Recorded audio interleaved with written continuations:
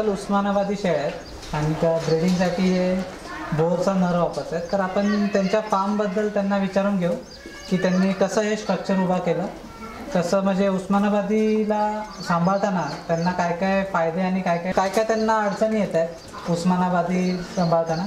तर आपण बाळासाहेब सरांकडूनच ऐकून घेऊ. सर नमस्कार. नमस्कार.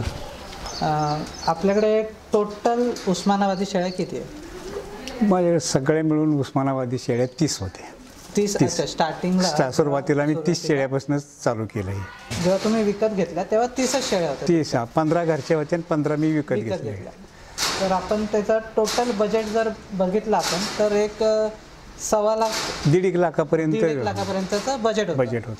तर त्याच्यानंतर ह्या ज्या एवढ्या शेळ्या 100-170 शेळ्या ज्या तुमच्या आहेत टोटल, हे तुम्ही घरी बनवलेल्या त्या घरीच बनवल्या मी. त्याच्यासाठी पैदासाठी मी बोरचा बोकड आणला निमकरांच्याकडून. अच्छा, बोरचा नर घेतला निमकरांच्या. तो पण निमकरांकडून. आता सध्या मला वाटतं 80च्या वरती आहे. हो, 80 किलोच्या वरती. त्यावेळेस तुम्हाला कितीला पडला होता हा? तो मला 21,000ला पडला होता. त्यावेळेस त्याचं वेट होतं 19 का 18.5 किलो. अरे बापरे.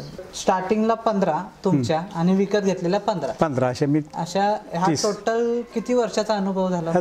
जून 2014ला मी स्टार्ट केलं. 2014ला म्हणजे 30 शेळ्यापासून आता 3 वर्षात 14, 15, 16, 17 3 वर्षात 170 शेळ्या. पण याच्यात बोकडं पण झाले असेल तर ते नर तुम्ही नराची पैदास जेवढी झाली तेवढी विकली. अच्छा, ते विकत गेले तुम्ही आणि जेवढ्या मादी झाल्या आणि त्या 30 मधल्या सुद्धा मी जवळजवळ 10-15 विकली परत. अच्छा, उस्मानाबादी जी शेळी आहे त्याच्यामध्ये 2 पिल्लं 3 पिल्लं देण्याची कितपर्यंत क्षमता आहे? 70% 2 पिल्लं शेळी देतेच ती. अच्छा. म्हणजे आपण कसं तिला सांभाळतो ह्याच्यावर बरंच अवलंबून. 2 पिल्लं ती देते. 2 पिल्लानंतर तिचं कसं आहे, उस्मानाबादी शेळीचं मटण सगळ्यात 1 नंबर खाण्याला. त्याच्यामुळं त्याला मागणी जास्त आहे. त्या मटणासाठी त्या पिल्लांना मागणी जास्त आहे. पण तुम्ही हे जे स्ट्रक्चर उभा केला आहे टोटल 170 शेळ्यांना, टोटल या स्ट्रक्चरसाठी तुम्हाला खर्च किती आला? 3-4 लाख रुपये शेडला गेले. 3-4 लाख रुपये शेडला टोटल खर्च गेला. आणि या शेडचा 3.5 लाखाचा खर्च आणि 1.25 लाखाचा फक्त आपल्या शेळ्यांचा खर्च पकडला तरी 170ची क्वांटिटी आहे आपल्याकडे आता आणि फक्त 3.5 ते 4 लाख रुपयाचा खर्च आहे. ह्यातनं मी 2-2.5 लाखाची विक्री बी केली. नरांची विक्री पण आहे नरांची.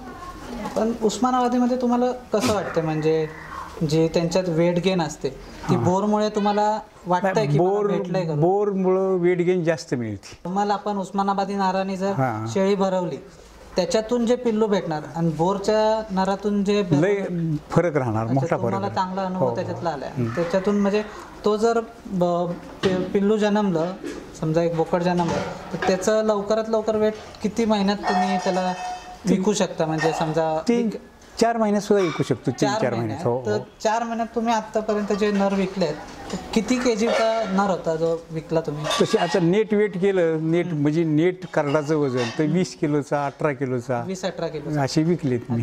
तुम्हाला फार्मवरतीच जास्त कस्टमर भेटतात की आपल्याला स्वतःहून कुठं बाजारात कोणाच्या दारात जायची गरज नाही, कुठं बाजारात मार्केटला जायची नाही, हे तर लोक येऊन घेऊन जातात? तुम्हाला कधी असं म्हणजे कोण खाटीक आलेत किंवा कोण दुसरे फार्मवाले आलेत, स्वतः फार्मवर येऊन तुम्हाला विचारपूस केल्या की बाबा आम्हाला एवढी पिल्लं पाहिजे, तुम्ही देचाल का? असं कधी अनुभव झालाय ना? कोणी फॉर्मवर पिल्लं नेते, ती नरवा नेतो, एखादा मादी सुद्धा मागते ती.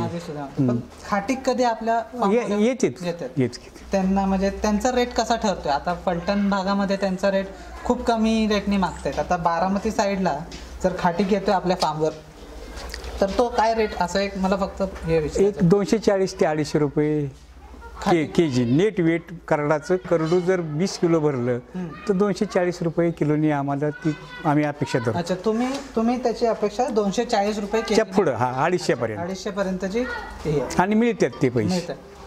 समजा आपल्या कुठल्या मित्राला कोराळे बुद्रुकला यायचं आहे आपल्या फार्मवरती ते शेळ्या बघायला किंवा शेळ्या विकत घ्यायला, तर त्यांना काय रेट भेटेल? आणि त्यांनी जवळपास समजा कुठून मुंबईवरून, कुठून कोणाला कोकणातून, कोणाला कराड, सातारा, कोणाला कुठून यायचं असेल तर कसं एक लँडमार्क म्हणजे इथं आल्यानंतर बाबा मी यांचा फार्म विचारला तर त्यांना कसं सोयस्कर होईल इथे यायला? कोराळे बुद्रुक कुठनं फिरून आलं तर बारामतीवरून आलं काय फलटणवरून आलं आणि हिकुंड निरे लोणंदवरून आलं तरी कोराळे सेंटरवर गाव आहे. ओके. कोराळ्याच्या स्टँडवर आलं तर तिथं नुसतं नाव विचारलं तरी बाळासाहेब हगारे हे नाव विचारलं तर कोणी आणून सोडतील. आणि काय झालं एस टी स्टँडवर आमचं स्वतःचं मुलाचं मेडिकल शॉप आहे. अच्छा. हां स्वतःचं मेडिकल शॉप आहे हां तुमचं? हां okay. Shivkrupa medical and general stores असं शॉपिंग आहे आमचं. Okay, okay. त्याच्यामुळे तिथं आम्ही कंटिन्यू असतातच कोणी नाही कोणी, त्यामुळे काय अडचण नाही काय. ठीक आहे. आता आपल्याकडे टोटल शेळ्या 100 आहेत हां. आणि पिल्लं 70 आहेत. 50 पिल्लं इथं. 51 पिल्लं. तर ते पिल्लं म्हणजे तुम्ही कसं त्याचं सेल कसं करता? म्हणजे 240-250 रुपये हां, किलोनी जातं. रेट आहे. उस्मानाबादीलाच क्रॉसिंग चाललंय आमचं आणि बोरकडं सरकत चाललोय आम्ही. हे बोर आहेत हे 1 2 3 4 5 बोर आहेत. ही बोरचीच वेली रात्री ही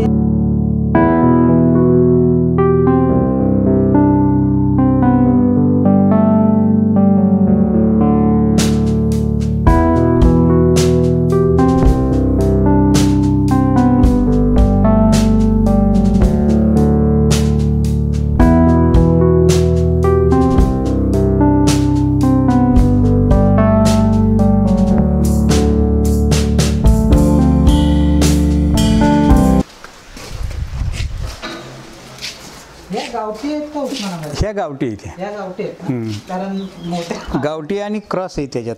अच्छा. ही क्रॉस आहे. ही काय क्रॉसच्या आहेत ह्या सगळ्या. आणि ते ही क्रॉस म्हणजे कुठलं ही काटेवाडी म्हणते त्याला. हां, काटेवाडी हां, गुजरातची काटेवाडी. अशा 1 2 4 शेळ्या आहेत.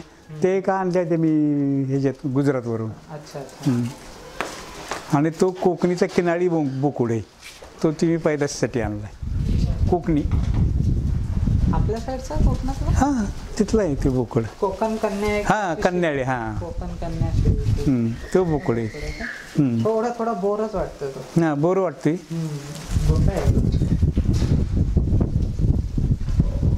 आता ही काय ही परवा दिवशी ह्या उद्योगामुळं हे बघा ही गाबडली. गाभडली का?